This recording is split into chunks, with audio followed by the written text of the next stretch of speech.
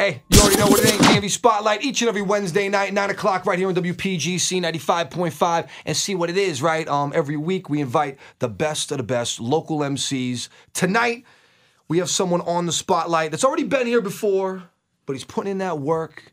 He ain't tripping. KingPen Slim is in the studio right now. Clap for the kid. What's goody? What's goody? DMV, what's happening? Okay, man. Yes, indeed. Back in effect. Back in effect. I ain't never left, though. You know, we homies, man. We kick it like Most that. Definitely, man. You've been putting in a lot of work out here. Yeah, man, you got some new music. I do. The video is exceptional. Brand new appreciate joint. that, man. Shout out my man Emil for shooting that. Emil Bonds shot that video for us, man. What's good? Very hot joint, man. Black Cobain, Phil Day. It's called Trippin'. No something question. a little different. Something Yeah, a little something modern. a little different from me. I wanted to drop a visual. This is the first time I ever dropped a visual out the blue without ever putting out an MP3 or even. I just dropped it out the blue. Bam. Yeah, yeah. So I want people to get, hit and be caught off guard. And a lot of people are saying that's a good change of pace for me. Right, you know what I'm saying? Because right. I'm known for doing like more lyrical joints, and this is lyrical too, but more of a, I guess more of a like a Jay-Z type of record as opposed to this is more like this is like but Jay has variety. He can go a cough up a lung where you're from, Marcy, son, and he can go do a Tom Ford. And that's what I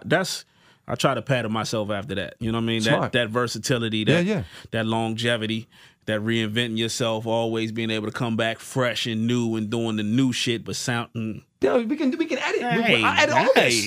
Hey there. Doing the new stuff and sounding like I'm on top of that. So that's where we at. Okay, man. Definitely a hot joint. New mixtape coming soon. New project. No question. Life after doubt. Life after doubt. Life after doubt.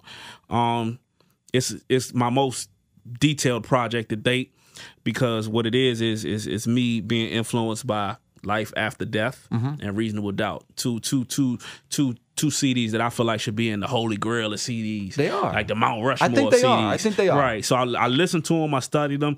I took all the good elements of the lyricism, the even on, you figure Life After Death, Biggie, he ran radio with that record. Definitely. He ran radio. Definitely. So I wanted to take some, and then boom, he did a sound that was unexpected of him when he hopped on the It's Bonin' Biggie, baby. Yeah. So I did Trippin' because I knew people wasn't going to expect that from me. That's my version of that. You know what I'm saying? Like switching it up, doing something different. And we all deal with doubt, and doubt is like the worst thing that you can have in your brain. Yeah. It's crippling. It's hard to succeed when you have doubt. So it's a whole story of me going through all these different things that I went through growing up, being locked up, maybe being shot, dealing with being in the streets and everything that come with that, and then coming out of it, you know what I'm saying, at the end of it and being like, damn, I survived all that. So it's a story. It's something that you really got to listen to from front to back because I didn't do the project. It's not just a bunch of songs, you know what I mean? Like one goes into two and two goes into three and three goes into four. The way it should be done. Exactly. And then when we were coming up, that's the way, that was the standard. And if you listen to Tribe Called Quest or a Roots album or Life After Death or The Chronic. Right. You feel what I'm saying? Even if you go at Harlem World, you feel what I'm saying? The way they were put together, there was a story to it. And I think, shout out the homie Kendrick. He brought it back with the 90s feel, with the whole, that cohesiveness to the project, and that's what I'm doing. So, and YG had a little something to his YG got it. Yeah, YG took, branched off from what Kendrick did and took it and ran with it and did as well. Getting a lot of love though for like YG album is crazy. Yeah, man. YG album is crazy. It's put together very well. Okay, so let's get into it right now. Something brand new. Life After Doubt drops when? 7/28, and the significance of that date, that is 5th year anniversary of the Beam Up. The Beam Up is my classic. That's the tape that started it all. Right. The first one out here. You know what I'm saying, to make them records for the ladies. The first one, I was the first one to be successful with it. The first one that was doing the bars, talking that flash. Yeah. You know what I mean? That was me. So I started a lot with the Beam Up. And I just want to come full circle, man. 5 years later, it's time to, start something new.